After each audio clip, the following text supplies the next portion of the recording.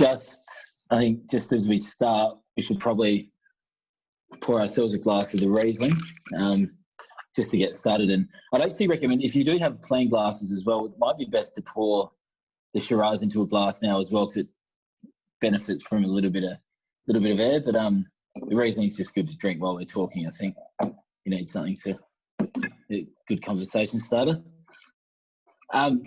So a bit of background on Auld Family Wines. We're seventh generation South Australian winemakers.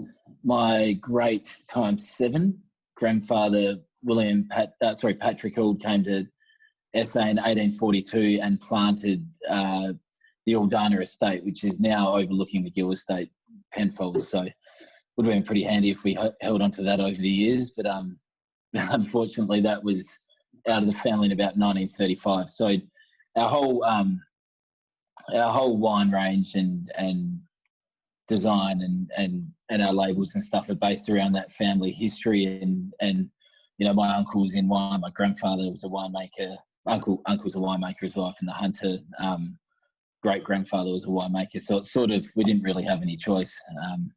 Hands were tied, but pretty happy with you know, there's worse things you could be forced into, I guess. But no, we absolutely love it. So Jock and I, my brother who's a partner in this, we grew up in the Barossa Valley, and you know, from the age of, even when you're 10, you're up in the morning in the summer holiday, near the end of your summer holidays, if you're, you know, helping pick or whatever there is to do. If it's in the middle of vintage, you're going and washing down tanks. And so we've always sort of been surrounded by the wine industry. And as soon as we both finished school, we both, that was the path we both chose. Jock cut his teeth in New Zealand, over in Marlborough. He was at Oyster Bay for a while, pretty much making Sauvignon Blanc and Pinot, which is funny now because that's quite a contrasting style of the wine we make now. Whereas I stayed in the Barossa, did a few vintages at Peter Lehman, and then I was involved in the viticulture side for the next few years. So this this label and us making wine together, we started making wine together 5 years ago. Our first red was made in 2015. Well, that was our first vintage, and it pretty much came out of us sitting around, and pretty much every time we'd had a little bit too much to drink, we'd say, geez, I reckon we could make wine better than this, or let's just make our own wine. How good would that be? And 2015 was sort of when we slapped the desk and said, let's do it. And since then we've grown. We released the brand in 2017, and we've got 5 SKUs now. So we do Shiraz, Cabernet, and Riesling, pretty traditional Barossa styles. And we're just about to release a rosé actually, so which will be our first rosé. We're pretty excited about. So when is that being released now? Next week, I think. So pretty soon. Yeah, we bottled it last week, and just with bottling, you can get a bit of bottle shock. So we've just depending, and especially with the higher acidity wines, they can get a bit fizzy straight from bottling. So we usually wait a couple of weeks, but with the warmer weather coming, and we made a really small batch, but with the warmer weather coming, people are pretty thirsty. So we're pretty keen to get that out in the public. Fantastic. And it seems like when that will be released, it will also be available on Wyflo, so you can check that out with us as well. Yeah. So we do all, I mean, and that's the thing about tonight. So out of all the strange things that COVID's brought, apparently there's a Australia-wide shortage in 100 ml sample bottles. So we run out of sample bottles, but yeah, we're not too concerned about that. It means everyone gets a full bottle of 3 of our wines. You get to try one of our cabs, our premium Shiraz and Riesling. So I'm happy with that, and hopefully you guys are too. It's nice as well, especially with our reds. I think with this here, which I'll go through later, but this is it's our premium Shiraz, and I think it actually will benefit from you'll have a glass or 2 tonight, or you'll drink the whole thing. It's up to you. no judging this end, but you know, that'll drink quite differently tomorrow as well, and it opens up a bit. So yeah, I'm actually quite happy that you guys were all able to get a full bottle of that. I think that works out best for everyone, really. Absolutely, very exciting. So how's everyone enjoying the Riesling? Enjoying it so far? Yeah. So I've just poured myself a glass too. So this Riesling, yeah, a bit of background. Something's just. Yeah. So the poll's now up, guys. Oh, okay. So feel free to rate what you're thinking of the wine. And also, guys, any questions, feel free to yell out and ask. And yeah, happy to answer anything that I can. So and we do. So Riesling, really, out of all the wines that we drank, not growing up, it sounds like we're young, you know, growing as we were developing our palates. Riesling was always the one that we, you know, that amongst Barossans is a really, we're very proud of. It's, you know, the Eden Valley, if you ask anyone from the Barossa, and Eden Valley Riesling's a staple summer drink.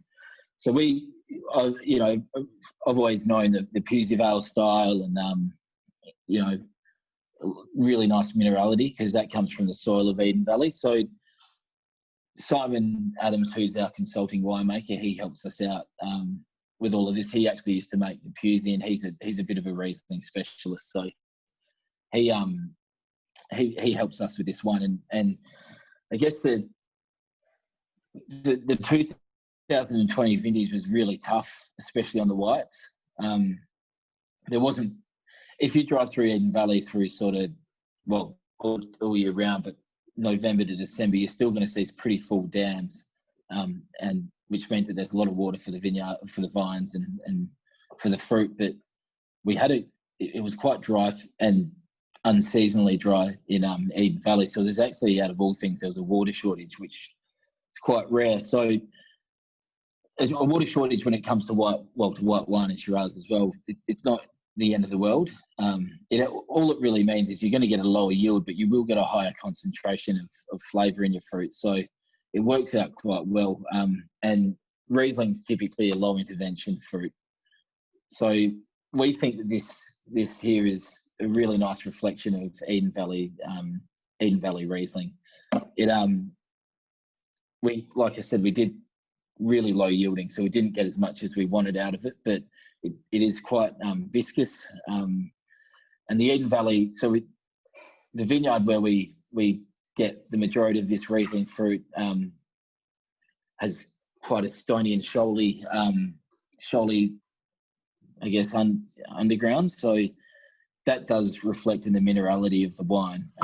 And it's interesting, a few people have noted, because everyone's got a different palate and everyone, you know, tastes things differently, some tropical fruit up front, which I get with this as well, which, to be honest, isn't overly typical, or even stone fruit, overly typical with Eden Valley Riesling. But again, it's a low intervention fruit, so it really is just a reflection of how the fruit was that year, and yeah, we're really happy with it. Fantastic. Well, everyone seems to be loving it on the polls as well, which is good. Oh, nice. Hope you're all enjoying that at home. Yeah, it's funny. It's funny with this Riesling as well. Like I said, that it is quite viscous as well. So you do get some of the thinner Rieslings where you get a little bit of fruit and then nice hit of acidity at the end. And I love my Rieslings to be acidic, but this one, again, because the fruit was quite concentrated, it is quite viscous and quite a bigger mouthfeel than you usually get on a cooler climate white. So as this wine develops with some age, what sort of aromas and flavours will that develop into? Well, and I think, because Riesling's interesting that it does cellar quite well, but then it has a tipping point that comes quite quickly. So, I mean, we think this will drink well for 10 years. The acidity is going to hold it well together. And yeah, it's sort of that viscosity and that large mouthfeel and the fruit weight will carry it through the next sort of 5 or 6 years. But I mean, everyone's different again, but I like my Rieslings quite young, so I won't be keeping. You know, we always keep some aside, but I always love the new vintage Riesling. That's sort of the way I go with it. But yeah, everyone's a bit different. Yeah, absolutely. Was there anything particular inspiration for this wine or anything like that? I was going to explain as well the on the labels that we have. So they're quite interesting, and this is called the Wilberforce Riesling. So our range is sort of paying homage to, or homage. I don't know which one. Homage or homage? I don't know, but we'll go with both. Yeah, to our ancestors and who were early settlers in Adelaide. So William Patrick Auld, who this is named after, he was an explorer and he explored Australia with John McDowell Stewart. They actually went from the southern point of South Australia to Darwin on horseback, there and back, which hard. I mean, it's hard enough doing that on a train when you can sit back and have a few beers, let alone on the back of a horse. But his horse that he did that with was called Wilberforce. So we've named this wine after his horse called Wilberforce. And the illustration here has, some of the red NT dirt, some of the lakes that they went past and had to sort of navigate. And there's the rising sun and the sunset. So that's sort of the story behind that label.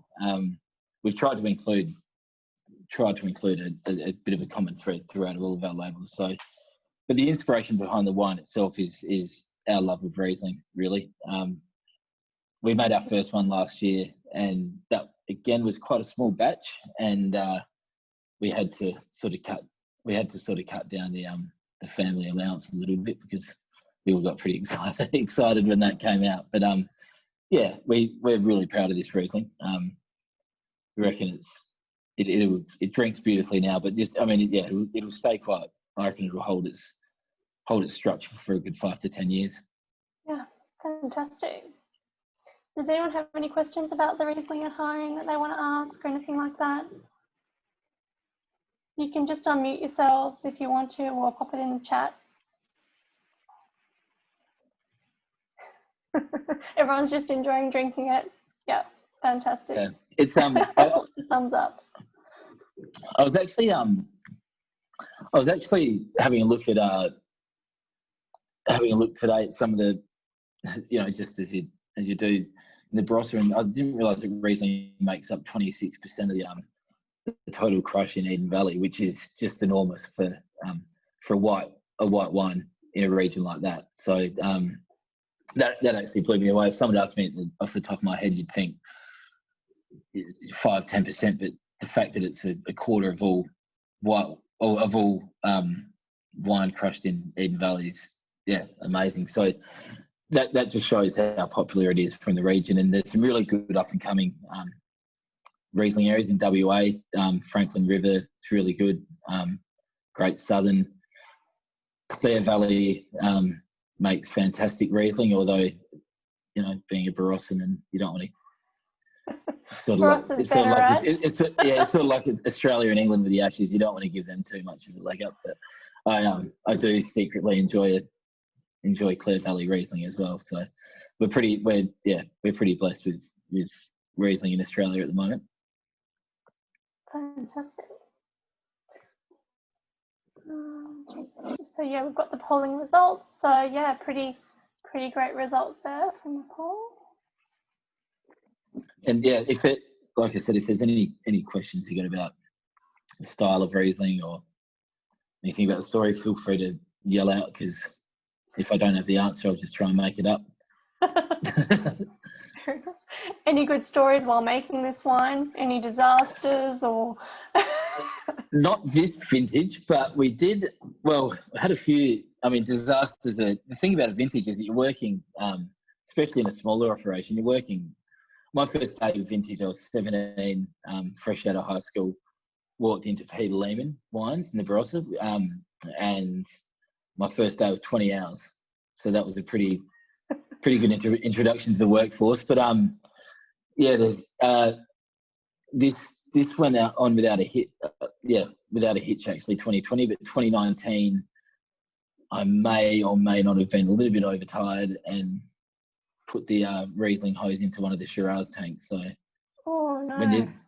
which wasn't it? I don't think it hasn't really changed the flow. I think it's improved that Shiraz actually. So when you try one of our 2019 Shirazes, you can try it cold as well if you'd like, because it's got a bit of Riesling in it. Fantastic.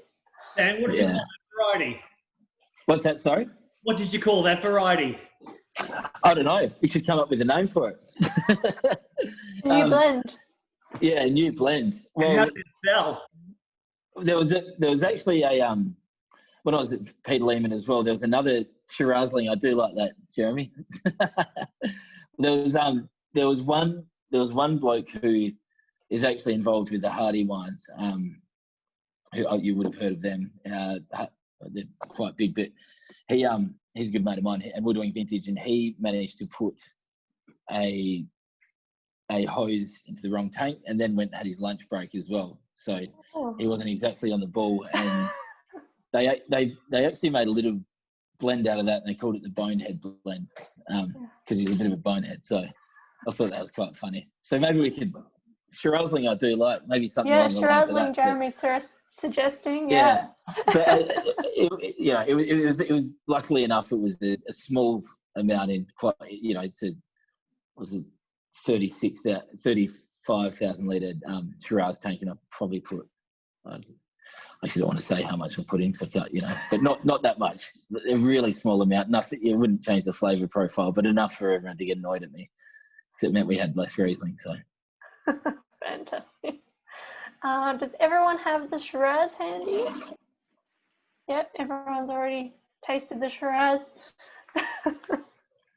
And also just one more thing. I keep on rambling about this Riesling, but just another thing on this Riesling as well is that again, and people have different opinions on how wine goes, but because the Riesling does have like a lot of the heavier reds, does have a really strong acid structure, it is worth leaving a little bit in your glass and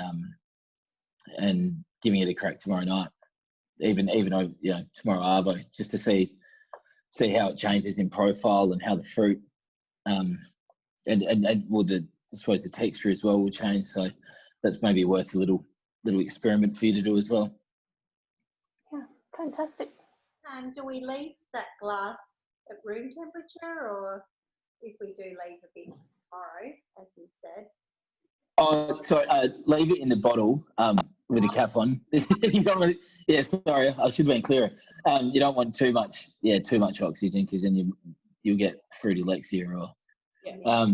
But I'd say leave it at room temperature and then just chill it when you need. But it will, and I know people who like I said, everyone's got different ways of doing things. I know people who do prefer their. It's the same theory behind decanting, I guess. People do like to give their wine a bit of oxygen and a bit of air and change the profile of it a bit. So. Okay, great. So, any more questions on the Rizza or? No, everyone's just enjoying it. Yeah. I do have one more question. How do you know, and this is coming from a complete wine novice, how do you know when the wine's perfect? Like when you're really happy with it? That's a really good question. Riesling is easier because, like I said, it's low intervention. So if you, and if anyone's ever in the Barossa, happens to be in the Barossa in a February or March time, they're more than welcome to call me and come and have a taste, because if you go and taste wine straight out of the crusher, if you were to go taste a Shiraz or a Cabernet or any red, you wouldn't. It's hard to get that flavour profile, but Riesling you can tell really early on.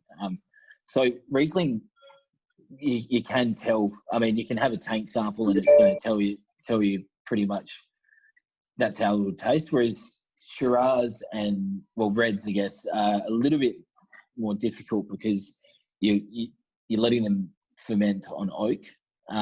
So that oak has a big say in how your wine finishes and tastes. So that's really a judgment call. I was telling Sarah before that we have a consulting winemaker, Simon Adams, who he's been doing it for 30 years. So he's really good in telling me, you know, to hold my horses a little bit, because I'll go to a tank, you know, that's been 1 year, and straight away I'm like, let's bottle it, let's go. And he'll say, no, it needs a bit of this to balance and this and that. So yeah, that it short answer is it's a tough judgment call. Yeah. But intuitive too, I suppose. Like. Yeah, intuitive. It absolutely. So, and sometimes people get it wrong or right, and but by the same token as well, you don't have to bottle it all at once. You can say, look, I reckon we got a batch that's good, and you can bottle that. Sort of depends. I think I saw a few questions on the. My pop-up doesn't work. Yeah. So Colin's asking, does all Riesling eventually get a petroleum-like aroma?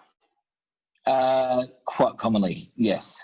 I'm not actually sure what that is. The chemical compound in that, it's the same chemical compound that can give you the crystals.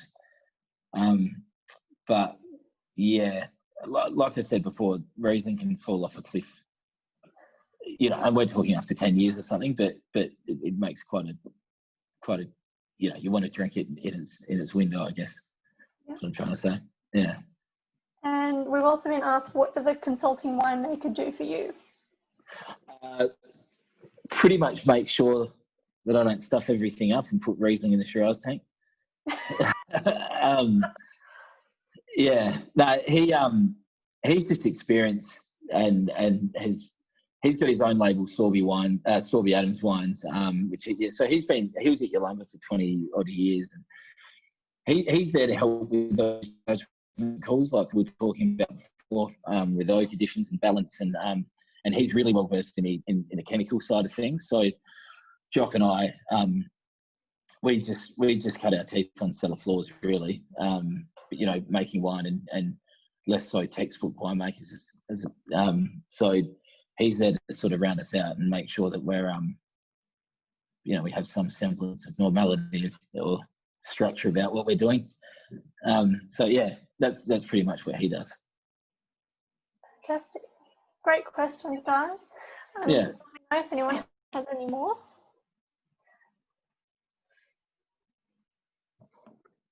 So we want to move on to the Shiraz?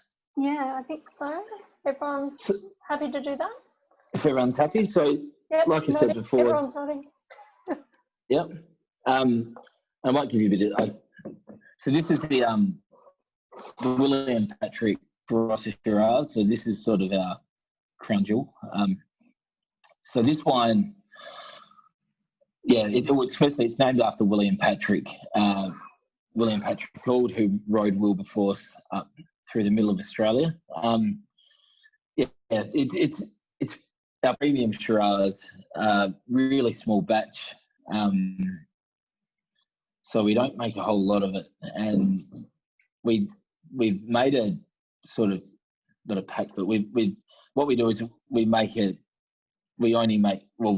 the wine's good enough that year to release under this label. So if we don't feel is right to release under William Patrick, we won't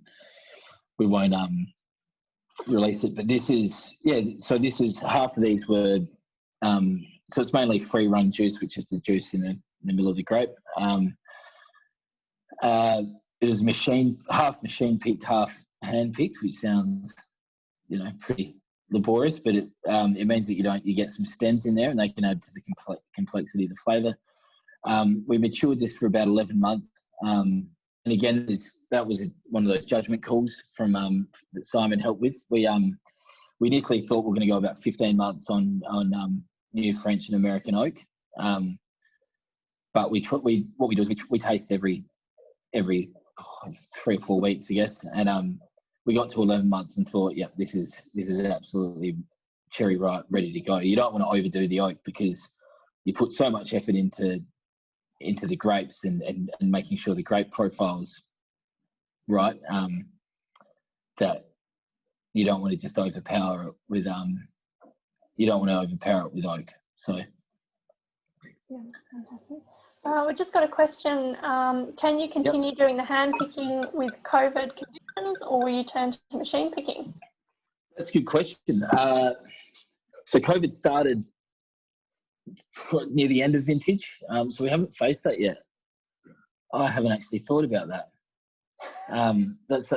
We're pretty fine in SA. We got no cases. Yeah. And again, if anyone ever wanted to come over and pick some grapes, more than happy. But I think, yeah, I don't think that'll affect. I don't at this stage. COVID won't affect, but who knows what's going to happen. The hand picking thing, like I said, there's different trains of thought. We're pretty, we're pretty open to everything.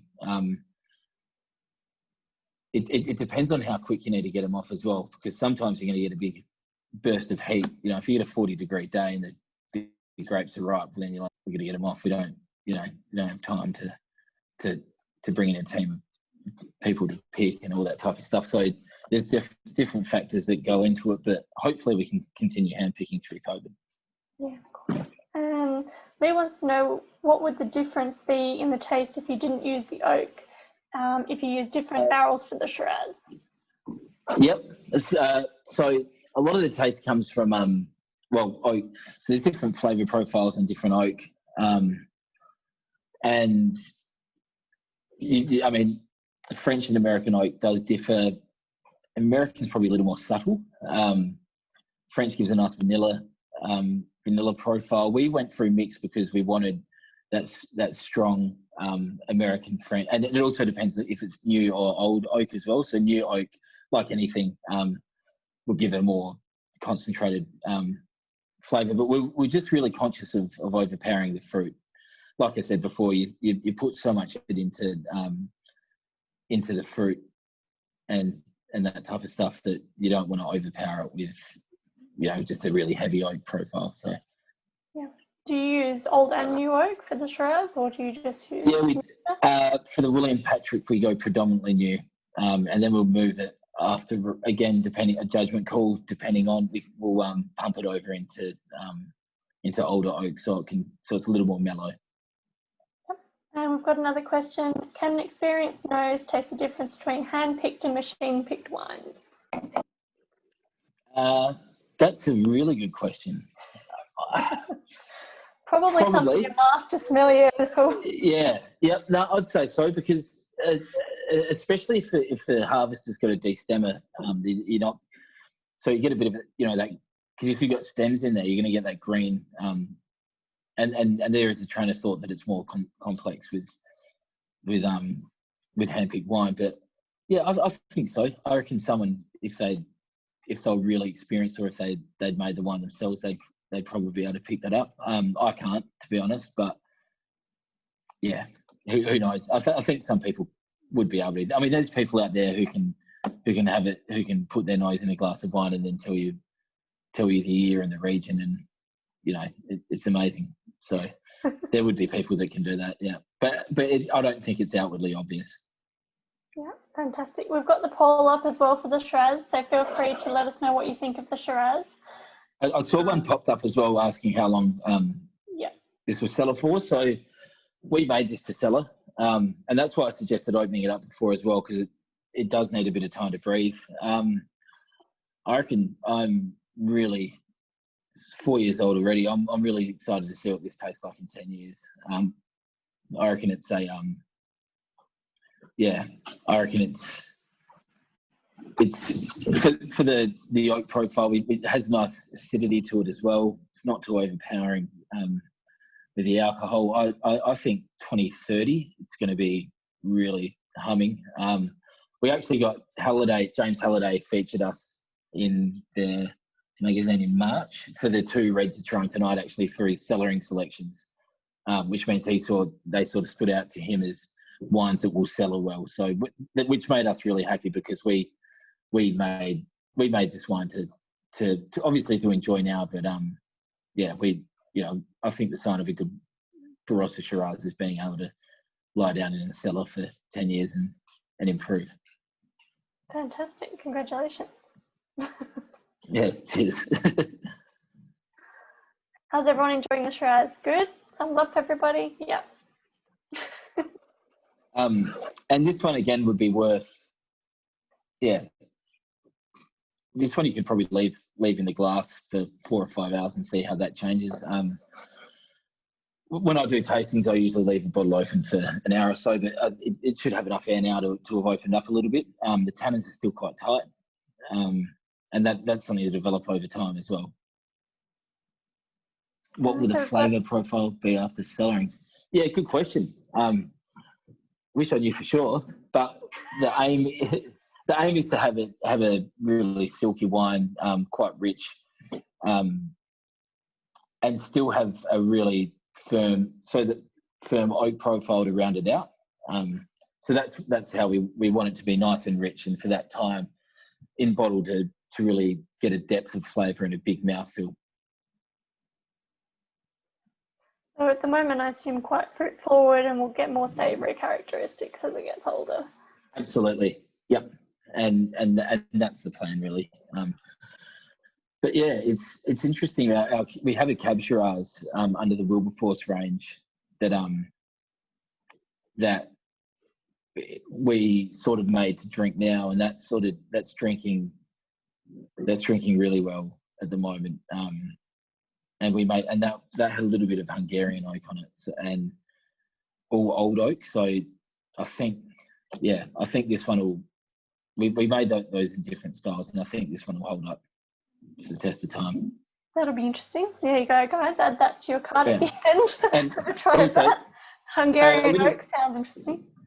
A little story as well behind the label. I've got a bit of a drip on there, but that's a painting that we've got in there as well. So that painting is of William Patrick Auld. Where are we? William Patrick Auld on his horse up at Aldana Estate. So I found that painting in the museum here in South Australia, painted by a guy from Philadelphia, of all places. And that's if you've ever been to McGill Estate or Aldana, you can sort of see that big hill. Yeah. Jessica's got a question. If I prefer savoury notes, should I generally cellar my wine longer? Depending on the wine, because fruit can get quite. If you've got an overly fruity wine over time, that might get a bit stewy, and the fruit might get a bit more depth in the fruit. But if you do prefer a savoury wine, you're going to get a more savoury profile over, after cellaring. Fantastic. It depends on the wine, I guess. It depends on the wine that you're drinking. And how was making the Shiraz, or have you got anything? How was that in the vineyard? It was good. Wasn't a bad year actually. I think 2016 in the Barossa is going to be seen as one of the better ones. Like I said, this was small batch. We had a few. It was quite hot in December and February from memory. We had a bit of rain in January, which gave a bit of relief to the vines and to the fruit as well. So we were pretty lucky with the elements because 2015 wasn't great. We've had 19 and 20 have been really poor years in terms of rainfall and yield and stuff like that. But there was no funny stories apparently. Well, thank God I didn't stuff this one up. But this one went pretty smoothly. It's funny when you've got grapes like this going down the line through the crusher, you do tend to take that little bit extra care and make sure that no contaminants or anything. And we check the crusher pretty often as well. Over the years, vintages, I've seen some interesting things go through crushers that make it in there. From snakes to things you don't. So we're lucky that we've got small crushers running, so snakes don't seem to be able to make it in there. Thank God. I've heard that rats are a common one as well. Rats, we're lucky.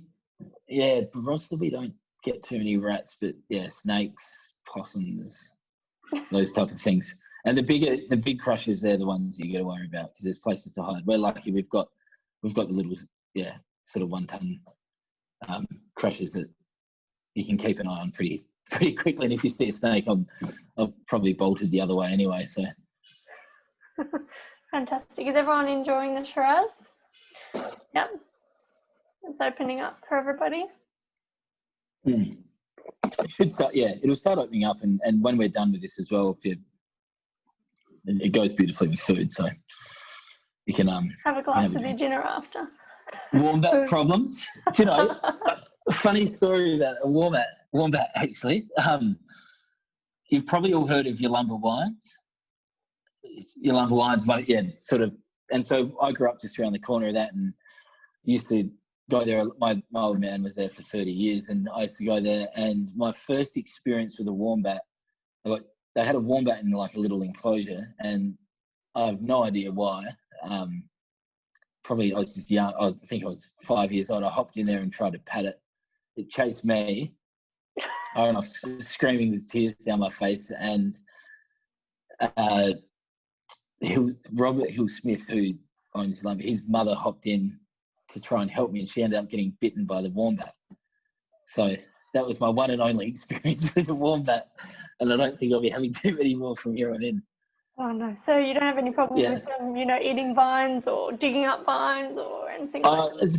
No, not really. No, they're pretty good. Rabbits are and when you rabbits and birds are pretty bad, but with the netting and stuff that they use these days, you're pretty safe. To be honest, the elements are more dangerous in terms of the sun and rain coming at the wrong time or something like that. There's so many factors that you never expected smooth sailing, but we were pretty lucky in 2016. I thought it was going to be that easy every year, but I was wrong. And luckily I didn't get bitten by any wombats. Fantastic. Well, I've got some really good comments about the wine, so that's fantastic. Everyone's enjoying it. And and I probably sound like I'm repeating myself, but this is the one that you should try and leave for a few days and give it crack tomorrow or Sunday or Monday. Yeah. It's good on every day, I reckon. Also interesting if you come back at the end of the night and compare all three as well once you've tasted all three. Yeah. I find that's an interesting task as well. That's a good way to do it. Fantastic. Has anyone got any more questions about the Shiraz? No? We're actually we have from our 2018 vintage, we're making a Patrick Auld, which is going to be a level above this. We think it's good enough at the moment. We've still got to it all comes down to judgment, but we're the 18 we're really fired up about. Fantastic. We reckon that's going to be a ripper. When will you be releasing that one, Sam? If we 2022, so a while away, and that's one of the hardest things about making wine is that you just want it now. It's such a long process and a laborious process, but it's all worth it in the end. But that's what I love about Riesling is that we go out and pick the grapes in February, and then it's sitting on the table in May, June, so you can drink a little bit quicker. Yeah. Fantastic. Were you affected by the fires where you are at all, or you were pretty clean? Well, but there was a smaller fire that actually so we had Thorn Clark Winery, which is out the back of Anguston. Anguston's where we grew up, and we're keeping some of our barrels out there. And they had the fire hit the border of the winery, but luckily the wind was going the other way, so we were pretty lucky there because that would have been our 19s done and dusted.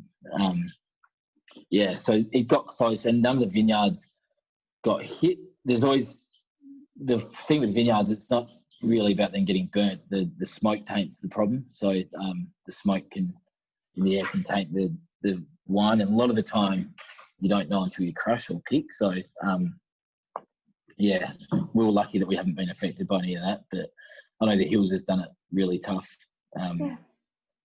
Which is good. Yeah, glad you weren't affected.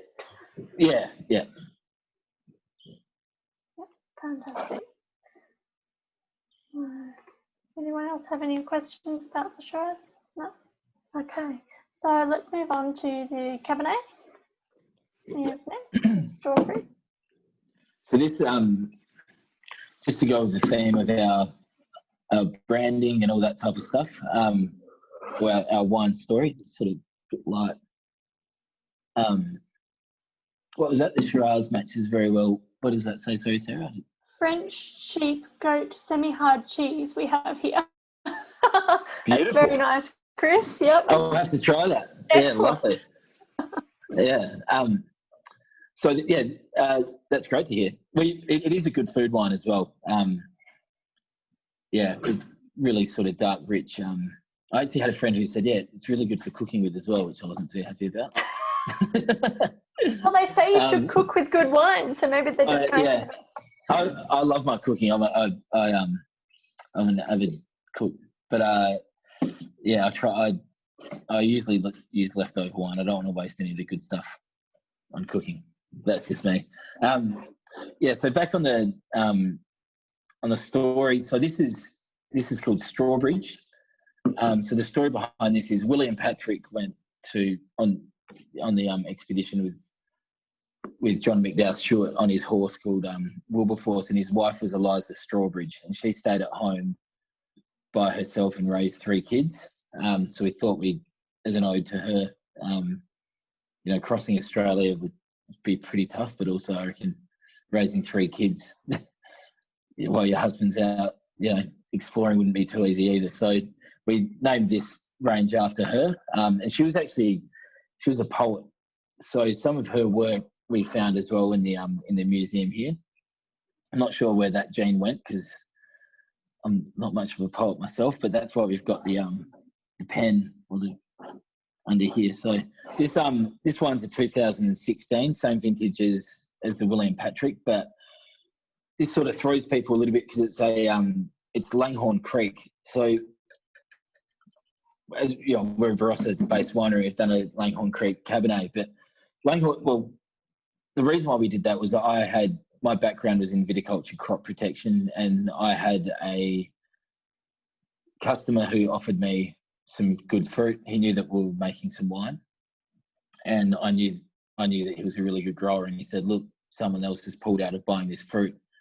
Do you want to make some wine out of it?" And we said yes, because we're thinking about us with our winemaking is we're not narrow-minded with stuff like that. If we find a good parcel of fruit that we've got access to, we think we can make a good wine out of it.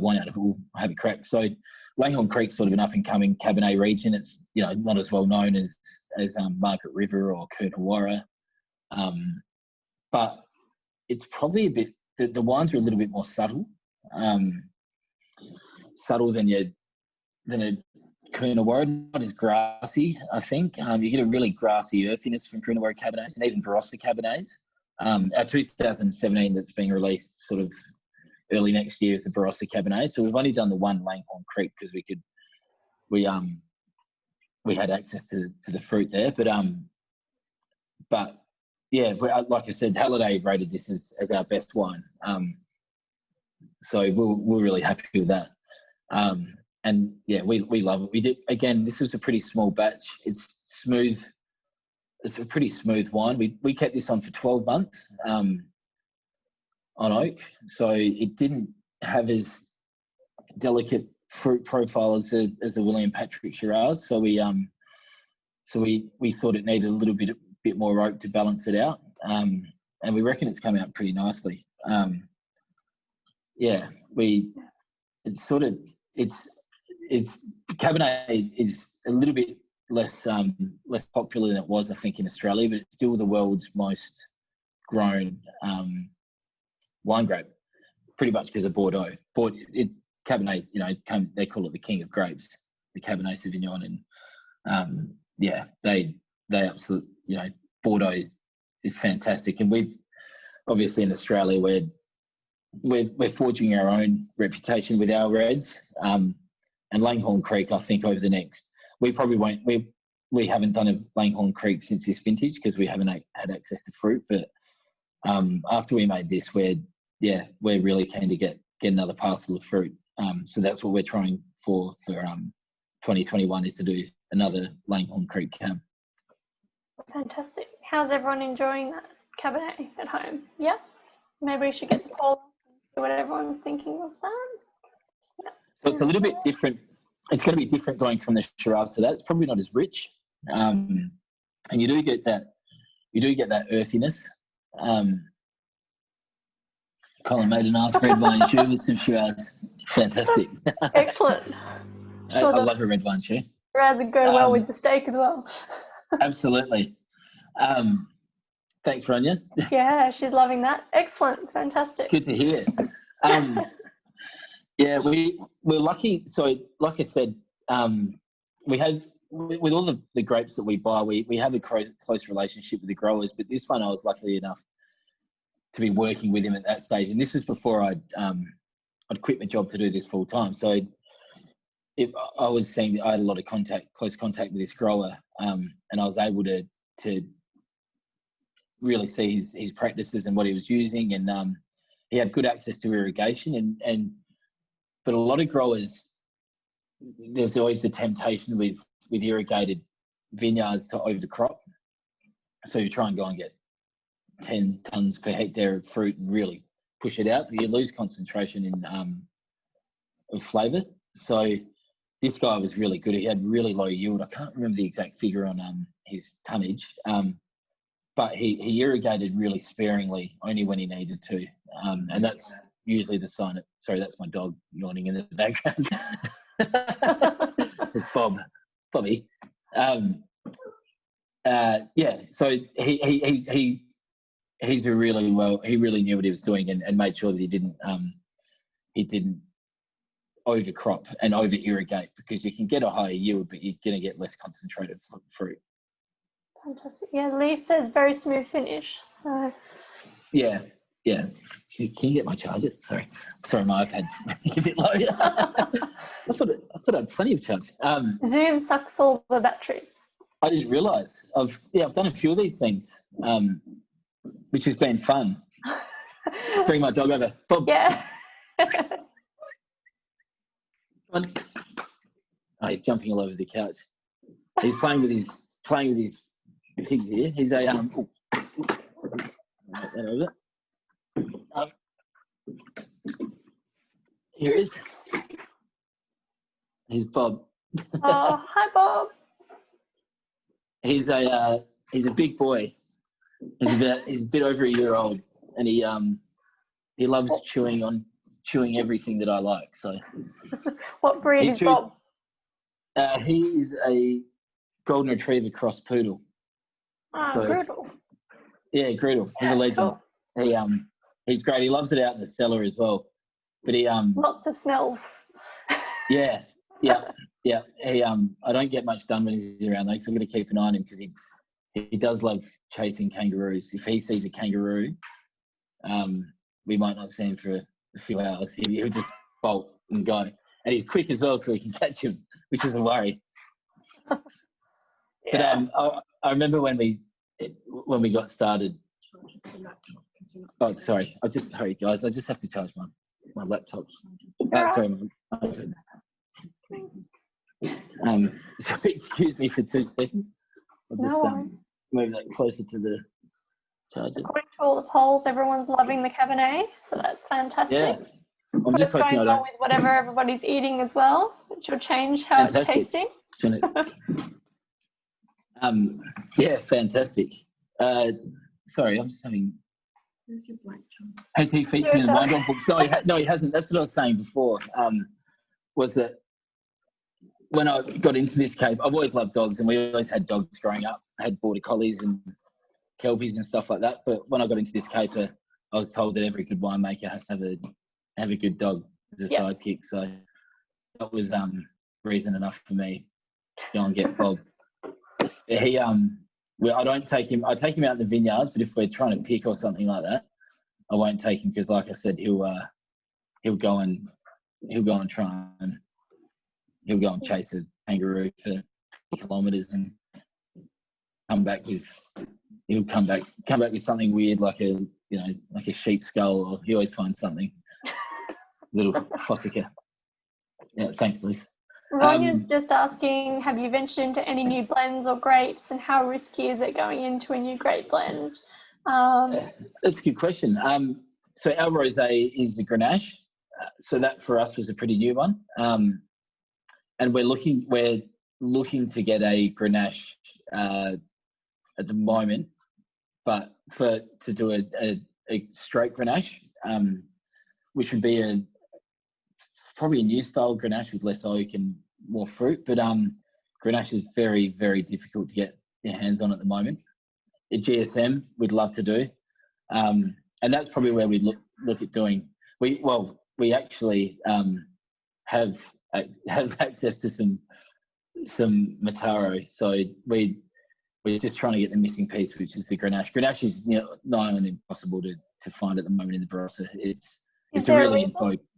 Yeah, it's really in vogue, and unfortunately, about 20 years ago, people ripped up all their Grenache vines and planted Shiraz and whatever else because it was a really unpopular drink, and now it's a really popular drink. And there's two really different styles of Grenache. You know, you've got your traditional old bush vine depth, really deep and rich ones that sit on oak for a year, like, you know, in the style that we make our wines. But there's also some really young winemakers coming out with some stuff that you pretty much, you know, you can pretty much bottle straight away. Tom Foolery have a fantastic Grenache that's really young. You know, that they'll pick that in February and they'll bottle it in September. So for a red wine, that's not traditional, but that's the best thing about some of these guys is that they're doing things that are a little bit different. So I saw a few other questions come up. Ronya's asking if there's any other hot and upcoming grapes, obviously apart from Grenache. Montepulciano, which is an Italian grape. And there's also new regions.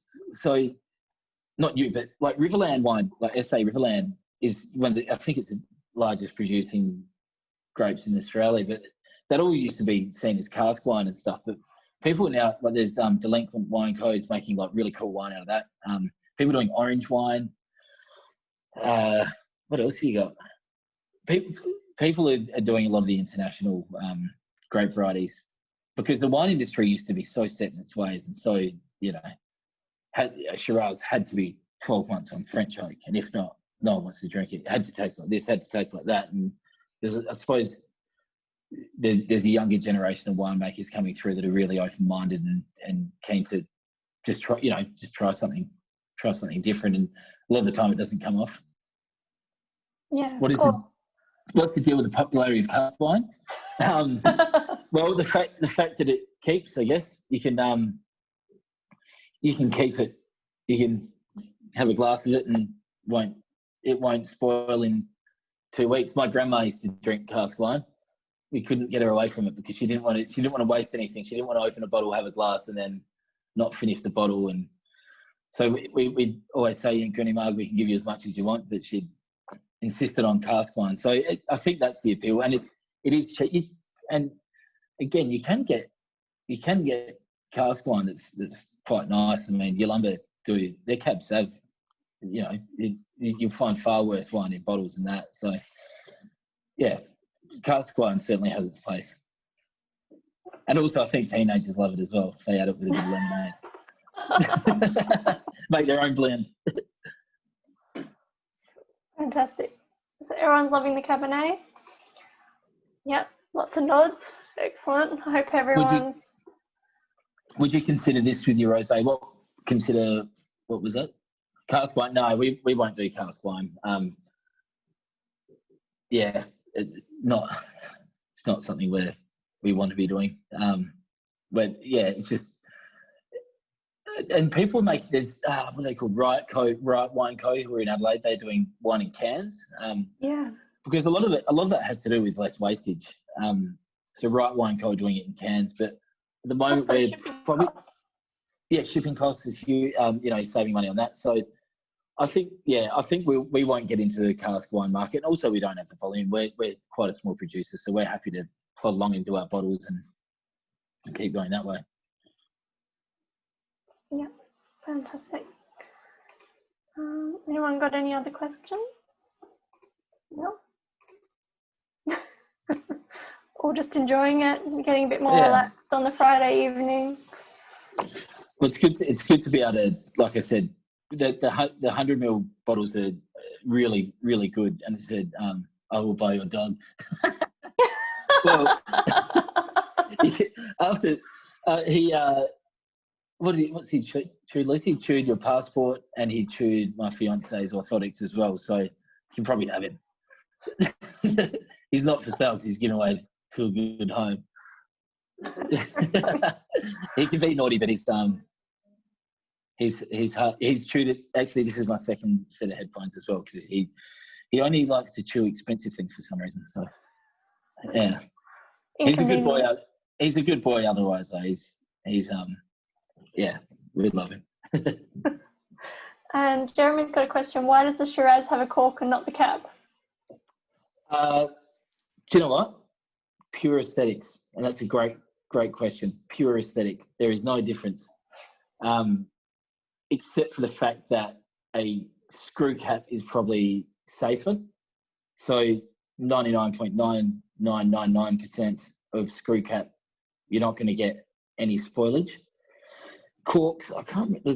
There is a stat, and I don't know the exact. I'd be lying if there's a percentage of corks that are spoiled.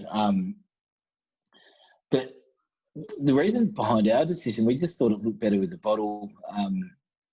My dad has always loved wine under cork, and so it's to be honest, it's pure aesthetic. Yeah, the theatre of it as well was, if you're at a restaurant and the waiter's doing a bit of the thing with the corkscrew and pulling it open, it adds a bit of fun to it. So bit of theatre. Yeah, a bit of theatre, but it doesn't change. Yeah, it's called screw cap has changed the industry in a way of really minimising the amount of wastage, I guess, because it's pretty much got 100% strike rate, and there's no risk of corkage or oxidization. So whereas oxidization and corkage obviously can come in with corks. Fantastic. And Vivian's saying, we're loving your wine. We were not sure about the heavy body reds, but divine, converted. So fantastic. Oh, thank you. That's great to hear. That's amazing. I love hearing that, Philip. Thank you. Yeah. Yeah, and like I said, though, we don't expect everyone to love our wine, and wine's so subjective that there's no right or wrong answer, and that's what we try and tell people as well when they're trying our wines. You shouldn't, don't feel, if you don't like a wine and it's got a really good score, well, that doesn't mean anything. It just means that it's not your style. You might really enjoy cask wine. That's fine. Controversial is wine subjective. Incredibly. And Jessica is also asking, do you supply it to any restaurants in South Australia or elsewhere, or is your yield too small? No, we do. We have it's funny, we popped up in some weird places like Lithgow in New South Wales, where I had a restaurant rang me the other day. And it turns out, because Auld isn't a very common last name, but there are a few out there, and George Auld, who's my dad's second cousin, who's a really lovely, I think he's second uncle, he'd shown them our wine, and then they got in touch, and it pops up in some strange places. But yeah, we do get out to restaurants and stuff like that. And I still get a really big buzz out of going out somewhere and seeing it. I mean, I do all of it myself, so I actually know where it is. So I'm never surprised to see it because of either that or I haven't invoiced them, so then I'll have to kick myself. But fantastic. What is the role that gelatin makes in wine? See, that's actually a really good question. See, that probably falls into the category of me not being able to give an explicit answer, but I'd say it'd be in the fining of it and filtration, which I know the eggs and stuff are used as. So there's plenty of different, I suppose, different techniques. But gelatin, I've never really been involved that far down the line. yeah, but I'd say it'd be the fining and filtration. Yeah, fantastic. Yeah. So I'm just going to, first we'll do a quick selfie, which we were supposed to do. If everyone just can go to gallery view on their computer.